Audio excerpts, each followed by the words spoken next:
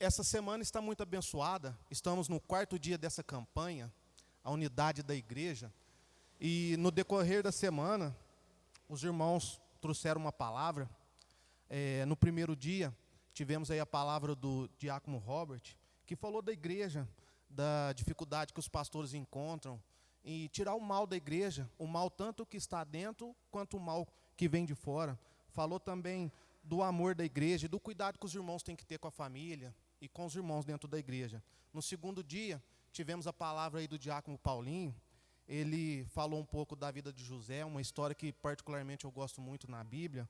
E ele falou que dificuldades nós passamos, mas ele fala da esperança também num novo começo, numa fé, né, e num Deus que pode tirar a gente de qualquer dificuldade. No terceiro dia, que foi ontem, tivemos a palavra do pastor Luciano, e ele falou da importância dessa unidade, que é o tema dessa campanha, e ele falou da igualdade entre os irmãos. Eu achei bonito o que ele falou, que ele não estava falando de uma igualdade financeira, né, mas ele estava falando de uma igualdade espiritual, que todos estamos aqui no mesmo propósito, buscando o mesmo objetivo, que é a nossa salvação. Amém? E hoje, irmãos, hoje vamos dar prosseguimento a essas palavras dessa semana, e gostaríamos de trazer aqui qual que é o nosso papel nessa unidade, e qual que é a nossa participação nesse processo. Eu gostaria de dizer para os irmãos que quando eu estava ali orando, pedindo para Deus um direcionamento para trazer a palavra, eu já senti Jesus aqui hoje com a gente. Ele está presente aqui. Eu não sei se os irmãos sabem, mas Jesus é o primeiro que chega na igreja e o último a sair. Ele entra junto com o primeiro e ele sai junto com o último. E ainda tem aqueles irmãos que faz hora extra dentro da igreja, Jesus fica com eles para sair junto com eles. Jesus é o último a sair. Esses dias eu estava em videochamada com a minha irmã, eu estava lendo a Bíblia à noite, e ela me ligou, ela mora em Franca, e eu tenho ela como uma segunda mãe. Ela me criou porque minha mãe ficava o dia inteiro para a fábrica de sapato, meu pai também, então ela cuidava da gente. Estava falando com ela, contei para ela que hoje eu ia ter a oportunidade de trazer a palavra, e a gente conversou bastante. No final da videochamada, ela falou assim para mim: fique com Deus. Eu falei: não, ele já está aqui. Aí ela: como assim? Eu falei: ele já está aqui, eu estava lendo a Bíblia, eu estava orando, ele está aqui comigo. E ele fica esperando eu dormir, ele para cuidar de mim enquanto eu durmo. Aí ela: nossa, que lindo, essa noite eu vou dormir melhor, porque eu não tinha pensado nisso. Eu falei: então pode pensar que Deus vai estar aí cuidando de você também. Amém, irmãos? Então vamos para a palavra do Senhor. Eu convido os irmãos a abrirem as suas Bíblias no livro de Mateus, capítulo 14, versículo 22 ao 30. 22 ao 29, perdão. Mateus, versículo 22 ao 29.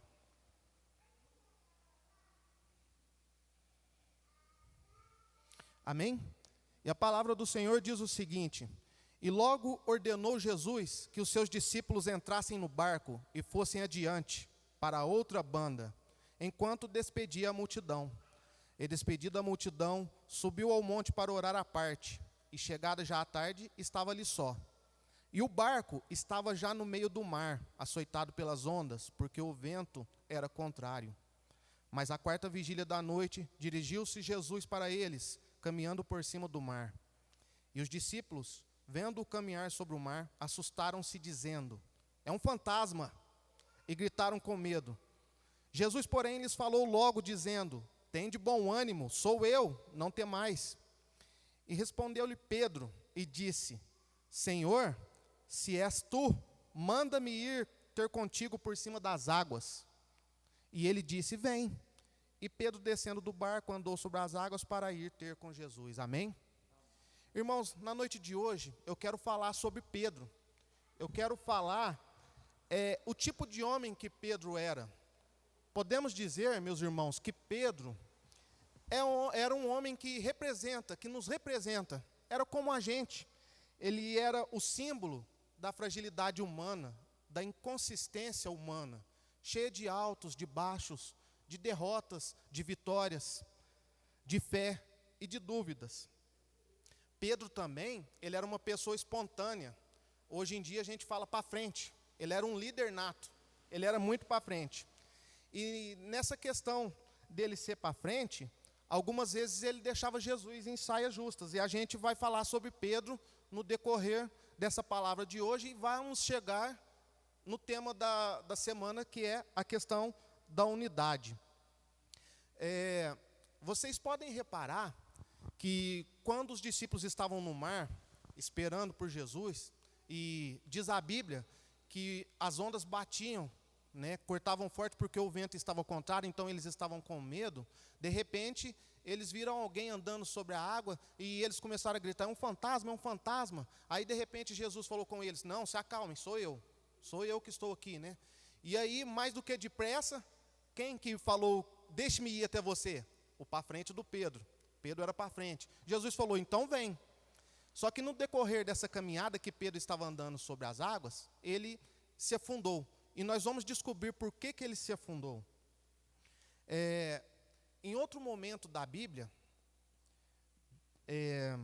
em João, no livro de João, capítulo 13, na famosa passagem de lavar os pés, Jesus já sabia que o fim estava próximo.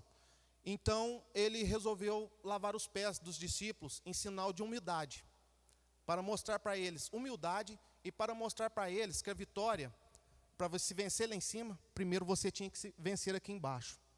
Então, ele começou a lavar os pés dos discípulos, e era uma noite muito especial, todo mundo estava comovido, os discípulos estavam chorando, e Jesus lavando os pés deles, e eles meio assim, constrangidos, porque os pés estavam sujos. De repente, Jesus chega aos pés de Pedro.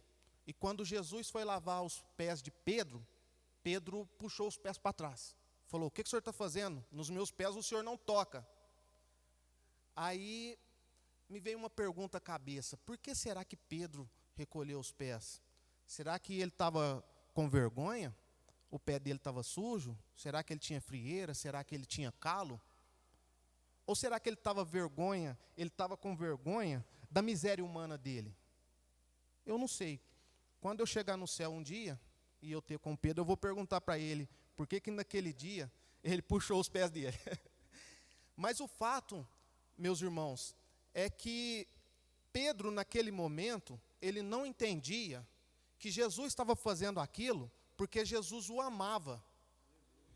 E Jesus estava dizendo para ele que no lugar onde ninguém colocava a mão na sujeira, que onde ninguém colocava a mão na sujeira, Jesus colocava, para limpar a sujeira e deixar todo limpo. Então Jesus pegou, olhou para Pedro nervoso e falou assim: Pedro, é o seguinte, se você não me der os pés para me lavar agora, eu não tenho mais nada contigo. Pedro então colocou um pé para frente, logo em seguida colocou o outro.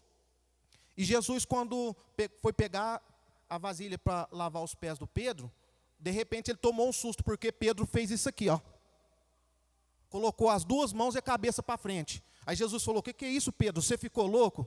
Ele falou: Jesus, lava também minhas mãos e minha cabeça, para que eu não corra risco de nenhuma parte do meu corpo ficar suja. Aleluia.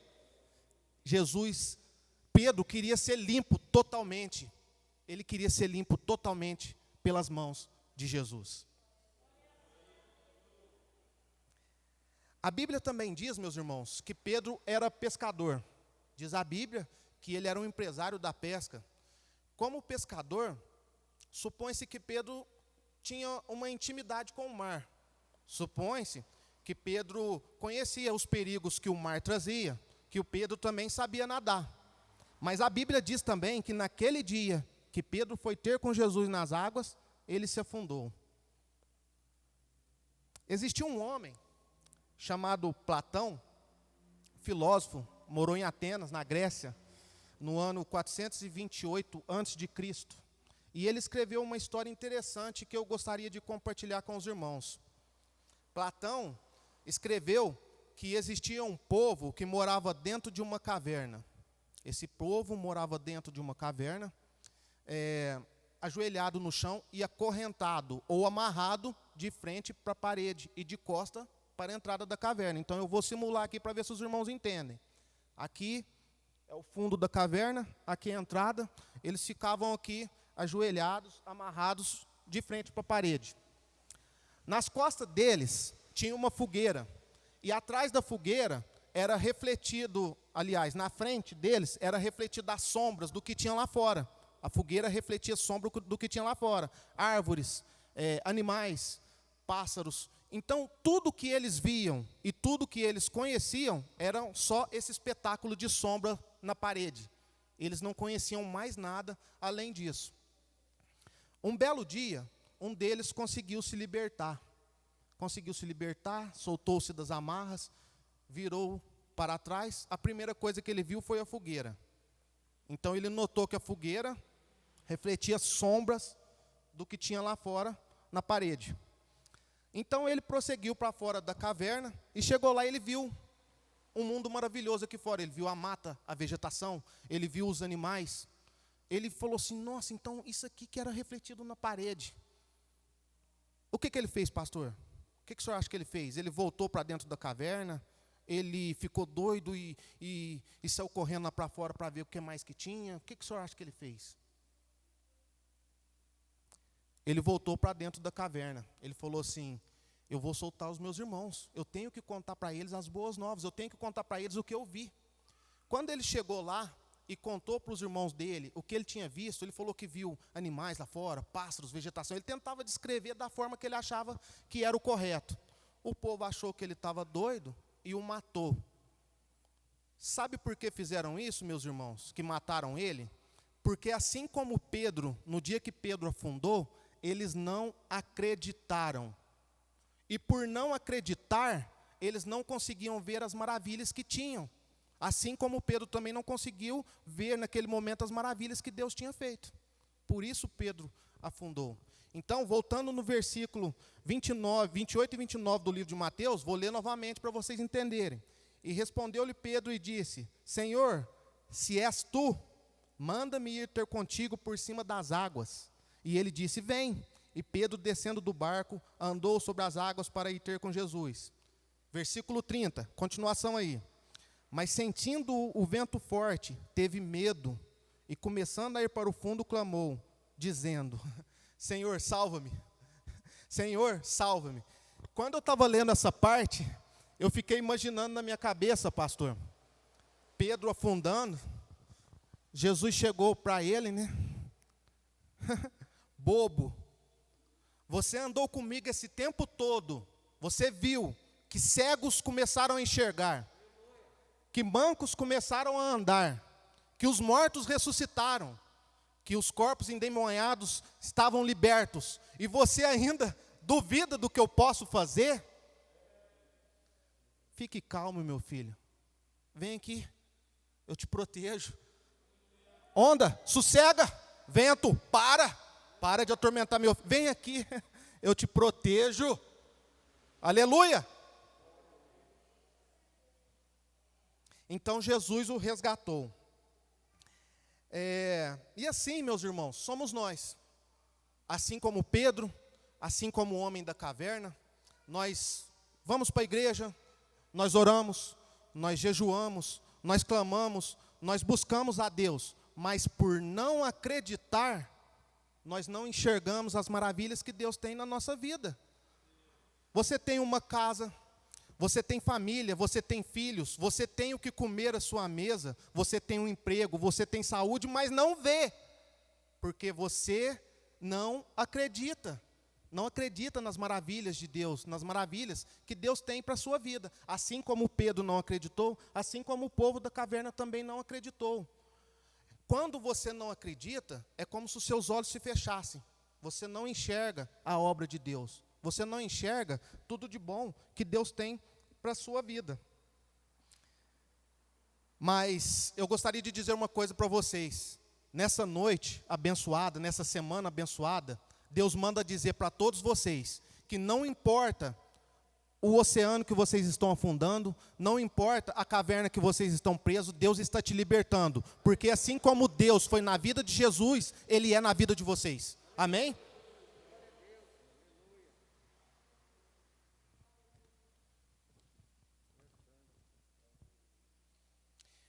Em João, capítulo 21, narra um fato interessante também. Isso já tinha se sucedido, que Pedro negou Jesus 3 vezes, aí já houve a ressurreição de Jesus. Então Pedro negou Jesus 3 vezes e já houve a ressurreição de Jesus. E um belo dia, Jesus já tinha ressuscitado, tinha ido embora, Pedro não sabia o que fazer, ele falou: eu vou pescar. Os outros discípulos falaram com ele: a gente vai com você, vamos todo mundo junto então. E foram pescar. Aconteceu que passou a noite, passou a madrugada e não pegaram nada. De repente, quem aparece na praia? Jesus ressuscitado. Jesus ressuscitado aparece na praia e diz: filhos, tem o que comer aí? Lá no barco eles já responderam de pronto início assim, diz a Bíblia: não. Tipo assim, tem alguém ali na praia pedindo alguma coisa? Não. Só que Deus, meus amigos, Ele tem a senha, Ele tem a chave para o coração da gente. Deus falou assim, Jesus Cristo falou assim: então faz o seguinte, lancem a rede do lado direito. Quando lançaram a rede do lado direito, pegaram muitos peixes. Aí diz a Bíblia, no livro de João, que o discípulo que ele mais amou, quem era? O discípulo que ele mais amou, por isso que é importante a gente vigiar e ler a Bíblia, ficar sempre atento nos fatos que acontecem. O discípulo que ele mais amou começou a se atentar, falou: peraí, estamos aqui no barco, está eu, está Pedro, está Tiago, a gente não tinha pego nada, de repente a rede está cheia. Ele olha para Pedro e fala: é o mestre, Pedro, é Jesus, Jesus está ali na praia, é o mestre, já se enche de grande alegria. Mas Pedro já começa a coçar a cabeça, falou: vixe, lascou. De repente o barco volta para a praia, eles vão se encontrar com Jesus. Quando eles descem do barco, eles encontram brasas. A Bíblia diz que tinha brasas no chão. Se tinha brasas, tinha uma fogueira. Então tinha brasa e tinha fogueira. Junto à brasa e à fogueira, já tinha pão e peixe preparado. Então veja a diferença. Aquele que pediu a comida estava ofertando a comida naquele momento. Aquele que pediu a comida estava ofertando a comida naquele momento. Mas Pedro estava preocupado. De repente Jesus começou a servir o pão e o peixe. Come aqui, Tiago. Come pão, come peixe. João, como sempre, devia estar aqui do lado de Jesus, né? Quando eu leio a Bíblia, eu fico imaginando a cena. João, como amava muito Jesus e vice-versa, ele devia estar aqui pertinho de Jesus. Come, João, come. De repente, Jesus chegou para Pedro e falou: come, Pedro, come. E durante que eles estavam ceando, comendo, Jesus olhou para Pedro e falou: Pedro, você me ama? Pedro falou assim firmemente: é claro, Deus, é claro que eu te amo. Então apacenta as minhas ovelhas.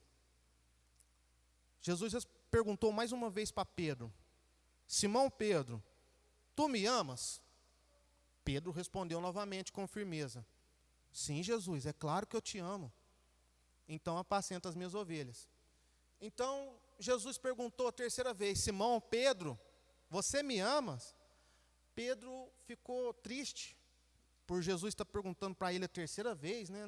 Falou: será que ele não entendeu? O que será, né? E Pedro também estava preocupado. Falou assim: Senhor, tu sabes de todas as coisas, tu sabes que eu te amo. Mas quando Pedro falou assim: Senhor, tu sabe de todas as coisas, na cabeça dele ele estava pensando o seguinte: tu sabe que eu te neguei 3 vezes. Tem uma fogueira aqui, eu te neguei 3 vezes. Só que eu vou dizer uma coisa para vocês, irmão. O cenário que o diabo usou para derrubar foi o mesmo cenário que Jesus usou para levantar ele naquele momento. Se tinha uma fogueira quando Pedro negou Jesus, tinha uma fogueira também quando Jesus trouxe o perdão para ele, aleluia!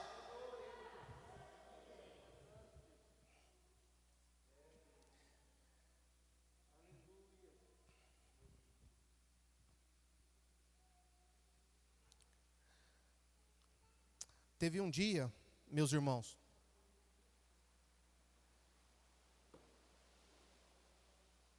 e eu já estou finalizando essa palavra, que um homem estava insatisfeito com a sua propriedade, e ele estava andando pela rua, ele encontrou com um poeta e falou: poeta, coloque, por favor, faça um verso aí, eu quero colocar minha propriedade à venda.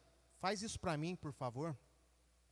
O poeta pegou então e escreveu: vende-se encantadora propriedade, onde as águas cristalinas cortam as tardes de domingo.